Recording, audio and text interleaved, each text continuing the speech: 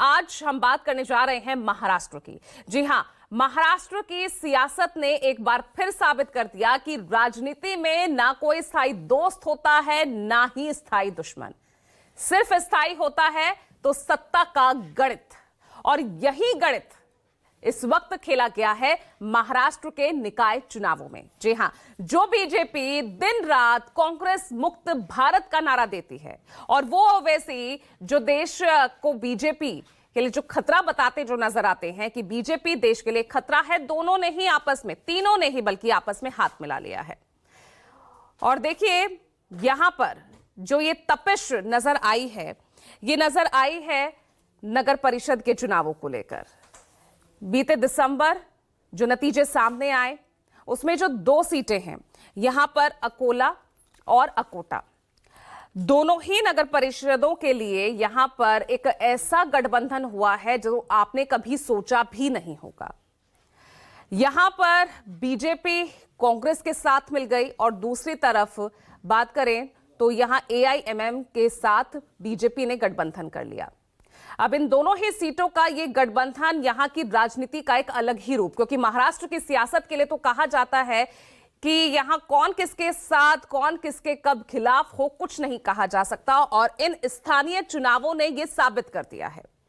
आज महाराष्ट्र की इसी सियासत पर हम बात करेंगे, चर्चा करेंगे। खास मेहमान हमारे साथ जुड़ गए हैं, और ग्राउंड जीरो से हमारे साथ सहयोगी भी जुड़ गए हैं। मेहमानों का परिचय आगे कराऊंगी। सबसे पहले इस अजब गजब गठबंधन को लेकर क्या कुछ राजनीतिक प्रतिक्रियाएं सामने आई है, वो सुनिए। जो भी ये निर्णय गलत है, देवेंद्र जी ने उसको स्पष्ट कर दिया है, ये चलेगा नहीं। भारतीय जनता पार्टी का अलायंस हमारे महायुति के अलायंस के साथ ही होगा। कांग्रेस, एमआईएम और कोई दल इससे अलायंस हो नहीं सकता। जिसने भी गलती की है उसके ऊपर कार्रवाई होगी, इस प्रकार की भूमिका की है। मुझे लगता है ये सवाल जो है बीजेपी के नेताओं को आपको पूछना चाहिए कि किस प्रकार से अकोट में एमआईएम के साथ और अंबरनाथ में कांग्रेस के साथ इन्होंने युति की।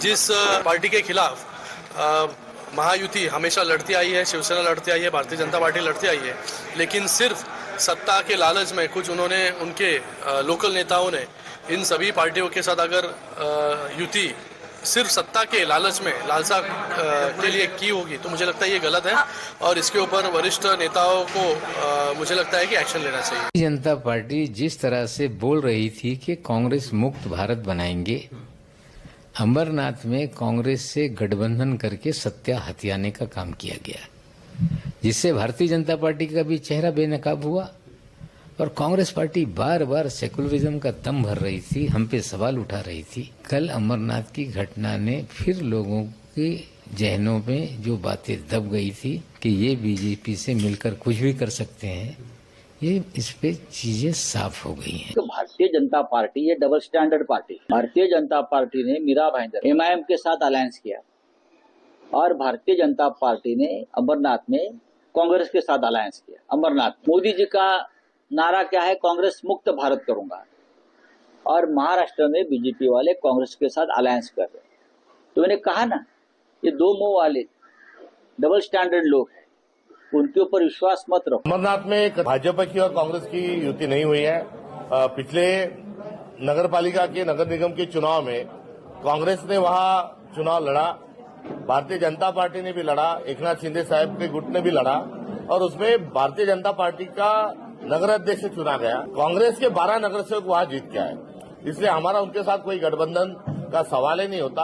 अब वहां फ्लोर पर, वहां सभागार में जो फ्लोर मैनेजमेंट है, उसके हिसाब से भी हमारा 12 लोगों का जो गुट है वो अपनी जगह कायम है। देखिए साहब, इक्वेशन तो आप तो तमाम देख ही रहे हो महाराष्ट्र में क्या हो रहा है। कुछ जगहों के ऊपर बोला जा रहा है कि हम साथ में हैं, कुछ जगहों पे बोला जा रहा है हम फ्रेंडली फाइट कर रहे हैं, कुछ जगहों पे पता चल रहा है कि गठबंधन सुबह तक है, दोपहर को नहीं है, फिर रात को हो रहा है। मतलब एक पूरी महाराष्ट्र की आवाम के साथ खेल मजाक बना के रख दिया है। अरे या तो घर नहीं संभालने के वादे, इनके खुद के घर नहीं संभलते, ये बीएमसी कॉर्पोरेशन क्या संभालेंगे जब खुद के आपस में ही इतने मतभेद चल रहे।